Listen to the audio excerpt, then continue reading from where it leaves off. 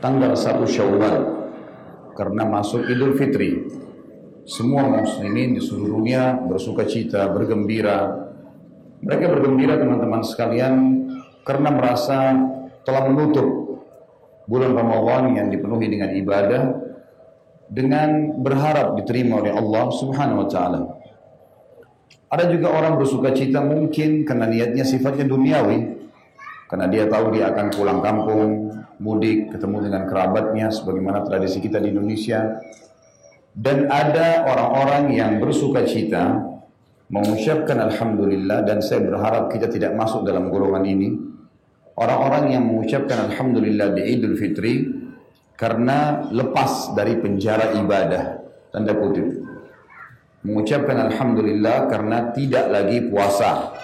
Alhamdulillah tidak lagi sholat malam. Alhamdulillah tidak lagi baca Al-Quran. Dan lebih parah lagi, mereka mengatakan alhamdulillah karena saatnya sekarang kembali mengulangi maksiat yang dikerjakan sebelum Ramadan lalu. Sudah tidak asing di kuping kita dengar di Indonesia banyak orang yang bermaksiat, berpacaran di luar nikah, yang ujung-ujungnya juga adalah perzinahan. Janjian kalau di bulan Ramadan atau mau masuk Ramadan mereka berhenti pacaran, dilanjutkan setelah Idul Fitri.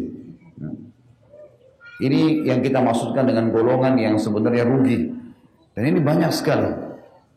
Makanya banyak di antara kita teman-teman sekalian setelah tiba bulan Syawal seperti seakan-akan lepas dari baju iman, sudah malas segala-galanya.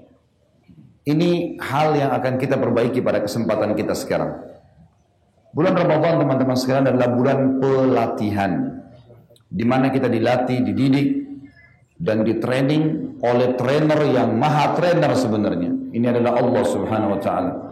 Allah yang mentraining kita langsung, stafnya semua para malaikat, dan seluruh umat Islam yang bersyahadat di muka bumi ini yang sudah balik wajib mengikuti programnya. Ramadan teman-teman bukan hanya puncak kita bersaing satu sama lain beribadah. Bukan hanya sekedar merame-ramekan ibadah di masjid, merame-ramekan berame-rame membaca Al-Quran, berame-rame puasa. Bukan hanya sekedar itu. Memang secara individu kita sedang dilatih, kalau bahasa saya pribadi di pengajian tanda kutip dipaksa untuk mencapai tingkat ketakwaan. Kalau Ramadan tidak mengubah kita menjadi orang yang lebih alim, lebih saleh, lebih salehah, lalu kira-kira kapan kita akan berubah? Sebulan penuh jiwa raga kita terbiasa puasa, terbiasa sholat tarawih, terbiasa bangun di sepertiga malam makan sahur, yang merupakan waktu mustajab doa, terbiasa baca Al-Quran, terbiasa hadir sholat berjemaah di masjid, terbiasa menjaga diri dari hal-hal yang haram. Dan selama Ramadan kemarin, kalau orang puasa itu, memang mayoritas waktunya terikat dengan ibadah. Dari mulai sahur sampai azan maghrib ibadah. Plus lagi malamnya diisi dengan sholat malam, sholat tarawih. Sementara kita istirahat atau ngobrol sama teman atau kerabat, kemudian kita tidur malam, kembali lagi aktivitas yang sama. Dipadatkan atau tanda kutip dipaksa untuk beribadah. Semua itu teman-teman sekalian bukan untuk dikenang, tetapi untuk dipraktikkan. Ramadan kemarin yang kita memang harus mengucapkan terima kasih kepada Allah dan kepada Ramadan tanda kutip di sini tentunya. Ramadan karena kita tidak mengatakan dia adalah makhluk yang hidup, tapi di sini adalah ciptaan Allah. Tanda kutip terima kasih pada Ramadan setelah terima kasih kepada Allah karena kita dilatih oleh Allah Sang Pencipta melalui Ramadan untuk menjadi manusia yang baik. Dengarkan hadis Nabi SAW, akhlak kita jadi baik, kita jadi lebih santun, tata krama kita jadi baik. Kata Nabi SAW, idza kana yaumu shaumi ahadikum fala yarfuth wala yafsuk wala yaskhab fa in sabbahu ahadun aw qatalahu falyakul inni shaim. Kalau kalian sedang ikuti program Ramadan, begitu makna kalimat saya supaya mudah difahamin.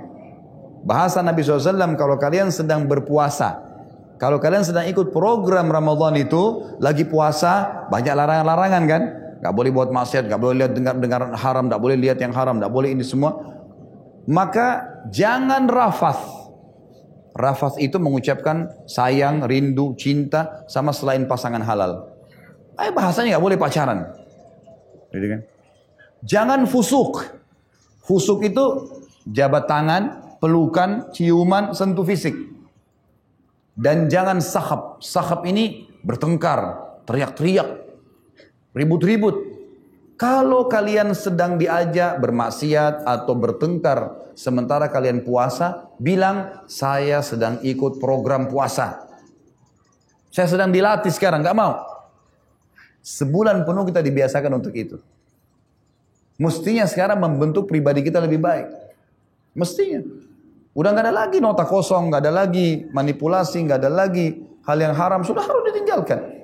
Dan teman-teman, kalau Ramadan tidak membentuk Anda menjadi lebih baik, kira-kira kapan? Tunggu apa kira-kira? Tunggu malaikat maut datang? Tunggu stroke yang tiba-tiba datang? Tunggu tiba-tiba tabrakan? Tunggu tiba-tiba bangkrut usaha? Sampai kata Nabi SAW, maksimalkan waktu kalian sebelum datangnya masa tua, sebelum datangnya penyakit, sebelum keluarnya Dajjal. Diingatkan oleh Nabi SAW, maksimalkan. Maka ini kesempatan emas. Semua dai dan mubalik teman-teman cuma bisa teriak-teriak seperti yang saya lakukan sekarang di depan Anda. Penentu keputusan Anda sendiri. Dan ingat, berubah menjadi lebih baik sebuah prestasi. Bertahan pada keburukan sebuah keburukan. Dan harus kita sendiri berubah. Allah yang maha pemurah tidak akan turunkan tangan dari langit mengubah kita menjadi baik. Atau memaksa kita ibadah. Harus kita bergerak sendiri. Semua syaitan, jin dan manusia jangan didengar lagi sekarang. Harus berubah teman-teman sekalian. Ya, manusia yang cerdas, manusia yang kalau datang padanya peringatan berubah. Itu yang penting. Jangan tunggu nanti ada ustadz baru imannya bertambah. Enggak. Ilmu yang didapatkan amalkan. Itu yang penting. Karena tujuan majelis-majelis ilmu untuk mengubah. Kalau kita dalam majelis ilmu tidak berubah, percuma hadir. Tujuannya memang untuk mengubah menjadi lebih baik. Dan jangan terpengaruh sekali lagi dengan syaitan-syaitan manusia dan jin yang menggoda kita untuk jauh dari jalan Allah. Waktu terus berlalu teman-teman. Setiap orang di antara kita sedang menuju ke liang lahatnya. Tinggal siapa yang lebih dulu jatuh di antara kita. Pada saat itu penyesalan akan tidak bermanfaat buat kita. Menyesal teman-teman sekalian. Makanya harus hati-hati, ambil pelajaran dan maksimalkan diri untuk beribadah kepada Allah Subhanahu wa taala.